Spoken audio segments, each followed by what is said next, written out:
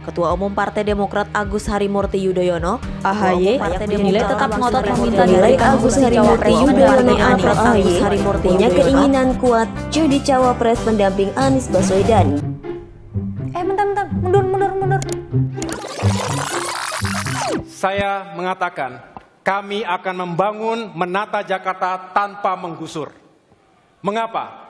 Terbukti penggusuran hanya akan meningkatkan kemiskinan. Oh, berarti moral value-nya adalah yang dulu jadi lawan bisa toh jadi kawan. Oke, baik, noted.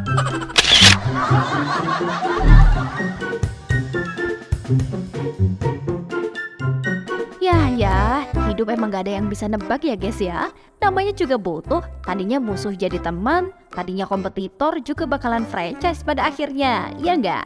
Kayak Anies Baswedan sama Agus Harimurti Yudhoyono sekarang nih. Dulunya adu tarung, sekarang berjuang bareng, aduh. Emang ini Anies AHY beneran mau berjuang bareng nih? Anies capres, AHY cawapres. Kalau kita lihat berbagai rilis survei, elektabilitas AHY memang tergolong rendah. Lagipun sentimen politik AHY juga sering disebut politik instan. Ya, secara kan putra mahkota Cikeas.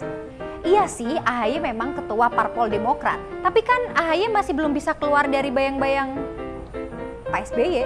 Jadi, ada satu teka-teki yang kita harus cari tahu jawabannya. Kenapa Demokrat sebegitu ngototnya ingin AHY jadi cawapres?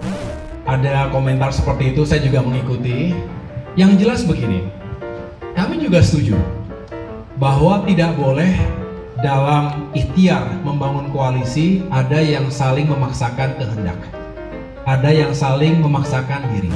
Kalau kita tarik ke belakang, putra sulung Pak SBY ini bisa dibilang belum lama nih berkiprah di dunia politik. Tahun 2016, AHY didaulat Partai Demokrat, PKB, P3 dan PAN buat maju calon gubernur DKI Jakarta 2017 yang digandeng Silviana Murni kala itu. Saya mengatakan, kami akan membangun menata Jakarta tanpa menggusur. Sejak saat itu, AHY mulai aktif berpolitik di Partai Demokrat. AHY juga diberi tugas sebagai Komandan Komando Tugas Bersama untuk pemenangan Pileg 2019 dengan target 5-10% loh. Mission complete, AHY langsung dikasih beban jadi Waketum Demokrat. Baru deh 2020 AHY resmi jadi Ketum Demokrat. Bisa dibilang karir politik AHY cukup cepat juga ya.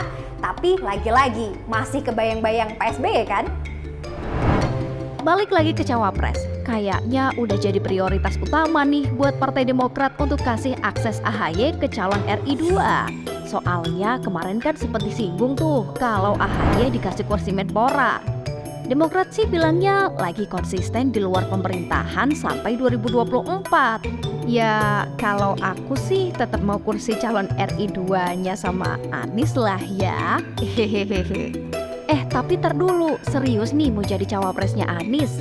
Soalnya kan kemarin sempat banyak banget tuh yang masuk radar pasangannya Anies.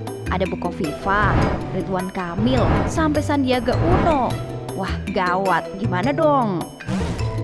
Dan memang AHY memiliki karakteristik personal branding yang saya pikir cukup menarik, kekuatannya sebagai anak muda, nama besar Yudhoyono, lalu juga memegang sebuah partai dengan elektabilitas yang cukup kuat, dan latar belakang sebagai seorang militer, lalu juga kemudian latar belakang sekolah di luar negeri, saya pikir bisa jadi kekuatan tersendiri di sebagian kalangan anak muda. Tetapi menarik ketika kemudian melihat bagaimana kekuatan elektoralnya ketika disandingkan misalnya dengan nama Anies Baswedan. Saya pikir ada kelemahan di situ, Mas AHY dengan beberapa kekuatan personal branding tapi tidak memiliki base voters atau basis suara tradisional. Berbeda misalnya dengan Ibu Khofifa atau Ridwan Kamil yang memang memiliki kekuatan entah di Jawa Timur atau di Jawa Barat. AHY ini lebih secara general sehingga tidak menjadi variabel komplementer yang bisa menambah suara dari Anies Baswedan yang memang kita tahu lemah terutama di Jawa Tengah dan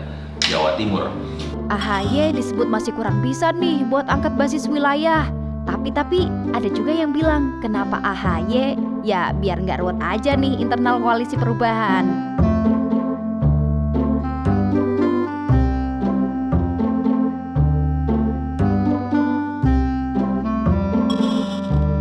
Ya udah deh, lagi-lagi kita cuma bisa nunggu. Gimana jadinya nanti aja lah ya.